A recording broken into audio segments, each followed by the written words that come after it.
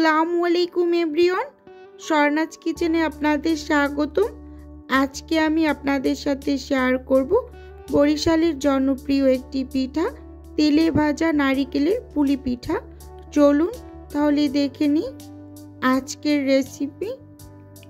এখানে আমি প্রথমে একটা প্যান নিয়ে নিয়েছি, চুলোটা অন করে দিয়েছি। সেই সাথে আমি 1/3 কাপ চিনি নিয়ে নিলাম। ওই একই কাপ দিয়ে আমি 1/3 কাপ পানি দিয়ে দিয়েছি। সেই সাথে আরেকটু সামান্য পরিমাণ দিয়ে দিলাম, একটু কম মনে হয়েছে তাই। এখন নেড়ে চেড়ে খুব ভালোভাবে পানির সাথে চিনিটাকে মিশিয়ে নেব। এখন আমি এটাকে ভালোভাবে জাল করে একটু ফুটিয়ে নেব। যখন পানিটা একটু আঠা আঠা ভাব হয়ে আসবে তখন আমি এখানে নারিকেল কোড়া দিয়ে দিলাম। আমি এখানে 1 বাটি নারিকেল কোড়ানো ব্যবহার করেছি। আপনারা চাইলে কম বেশি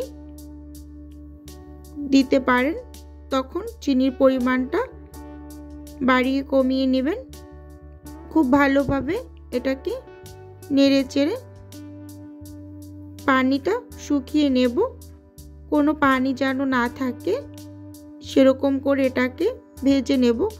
একদম লাল লাল করে এটাকে ভেজে নেব। একদম যখন এটা লাল লাল হয়ে আসবে তখন এখানে আমি কিছুটা পরিমাণ গুঁড়ো দুধ দিয়ে দেব উপর থেকে ছিটিয়ে। তাই অনবরত নেড়ে চেড়ে এটাকে ভেজে নিলাম। এই পর্যায়ে গুঁড়ো দুধটা দিয়ে খুব ভালোভাবে নেড়ে চেড়ে আমি নারিকেলের এই পুরটাকে রেডি করে নিয়েছি। এখন চুলো থেকে নামিয়ে নেব।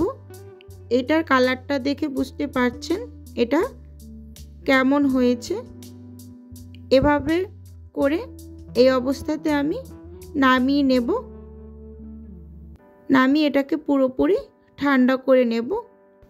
পুরটা সাইডে ঠান্ডা হতে থাক। এই পর্যায়ে আমি চুলোতে একটা প্যান বসিয়ে দিয়েছি। মেজারমেন্ট কাপের 1 কাপ পানি দিয়ে দিলাম। সেই সাথে সামান্য একটু লবণ দিয়ে দিলাম আর দিয়ে দিলাম একটু তেল। এখন এটাকে নেড়ে চেড়ে মিশিয়ে নিলাম। বলক আসার পর আমি এখানে মেজারমেন্ট কাপের 1 কাপ আটা দিয়ে দিয়েছি। আপনারা চাইলে ময়দা দিয়েও করে নিতে পারবেন। এখানে আমি পানির পরিমাণ 1 কাপ নিয়েছি, সেজন্য আটাটাও 1 কাপ নিয়ে একটা কাই তৈরি করে নিলাম। চুলো থেকে নামিয়ে এটাকে গরম অবস্থাতেই একটু মথে নেব।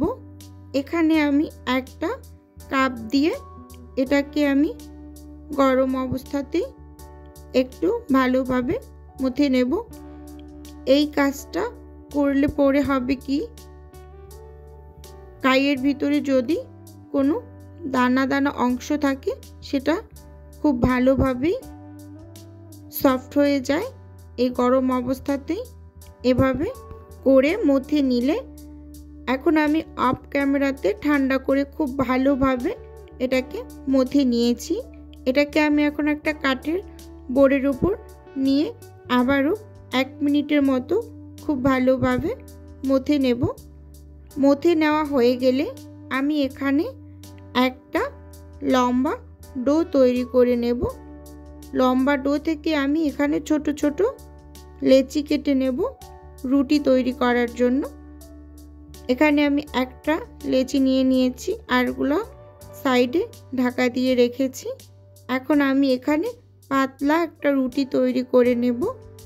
রুটিটার পুরুত্বটা আমি দেখিয়ে দেব এটা কেমন হবে। একদম পাতলা করে রুটিটা বেলতে হবে, যথা সম্ভব চেষ্টা করবেন। দেখিয়ে দিলাম এটা কেমন পাতলা হবে। এখন আমি যে পুরটা রেডি করে রেখেছিলাম নারিকেলের, 1 চামচের থেকে একটু বেশি পরিমাণে দিয়ে স্ক্রিনে দেখতে পাচ্ছেন আমি কিভাবে পিঠাগুলো তৈরি করছি। এখানে আমি একটা চাকু দিয়ে এভাবে করে কেটে নিলাম। কেটে এখন হাত দিয়ে চেপে চেপে দুই সাইডটা একটু লাগিয়ে দিচ্ছি, যাতে পুরটা ভাজার সময় ভিতর থেকে বের না হয়ে যায়। একটা চামচ দিয়ে একটু ডিজাইন করে নিচ্ছি দেখতে ভালো লাগার জন্য। এইভাবে করে একটা ডিজাইন করে নিলাম। এটা আমার কাছে খুব ইজি মনে হয়েছে, তাই এটা করে নিলাম। এখন আমি আরও একটা করে দেখিয়ে দিচ্ছি আপনাদের সুবিধার্থে। 1 চামচের মতো আমি পুর নিয়ে নিলাম। আবারও আমি এটাকে টেনে মুখটা বন্ধ করে দিয়ে হাত দিয়ে একটু চেপে চেপে সেম আগের মতোই এখানে আমি চাকু দিয়ে কেটে নিয়েছি। নিয়ে হাত দিয়ে আবারও চেপে চেপে ওই সেম কাজটাই করে নেব। চামচ দিয়ে আবারও ওই একই ডিজাইনটা করে নেব। এটাই আমার কাছে সবথেকে ইজি মনে হয়েছে। এখন এক এক করে আমি এখানে সবগুলো পিঠে তৈরি করে নিয়েছি। এখন এগুলোকে ভেজে নেব। চুলোতে আমি আগে থেকেই প্যানে তেল গরম বসিয়ে রেখেছি। মোটামুটি গরম হওয়ার পর এগুলোকে ছেড়ে পর্যাপ্ত কালার আসার পর এগুলোকে তুলে নেব। ভিডিওর এই পর্যায়ে এসে ভিউয়ার্স আপু এবং ভাইয়াদের উদ্দেশ্যে একটাই অনুরোধ, প্লিজ ভিডিওটা না টেনে সম্পূর্ণটা দেখার অনুরোধ রইল। আর ভিডিওর কোনো অংশ যদি ভালো লেগে যায় তাহলে প্লিজ চ্যানেলটি সাবস্ক্রাইব করে আমার পাশে থেকে যাওয়ার অনুরোধ রইল। আর হ্যাঁ, অবশ্যই ভিডিওর শুরুতে একটা লাইক দিয়ে দেখা শুরু করবেন। আপনার একটা লাইকে আমার অনেকটা সাহায্য করে। এখন এগুলোকে ভেজে আমি তুলে নিলাম। দেখুন এগুলা দেখতে মাশাআল্লাহ কতটা সুন্দর হয়েছে এবং খেতে খুবই ভালো লাগে। আপনারা বাসায় অবশ্যই একবার হলেও ট্রাই করে দেখবেন। আশা করি নিরাশ হবেন না। ভিডিওর কোনো অংশ যদি ভালো লাগে তাহলে আবারও বলছি, প্লিজ পাশে থাকার অনুরোধ রইল। আজকের ভিডিও এ পর্যন্তই। দেখা হবে অন্য কোনো ভিডিওতে। আল্লাহ হাফেজ।